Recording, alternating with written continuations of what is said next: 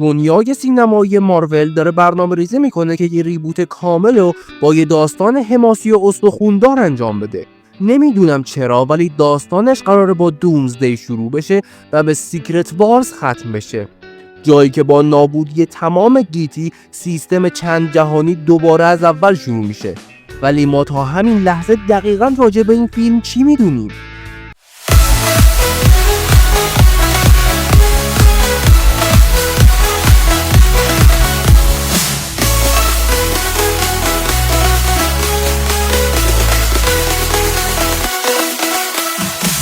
بازگشت RDJ.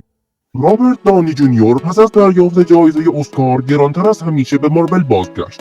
وی که به عنوان مرد آهنی در پایان بازی انتقام جویان رستگاری حماسی و جاودان آفریده بود، با بازگشتش طرفداران را گوسپیچ کرد.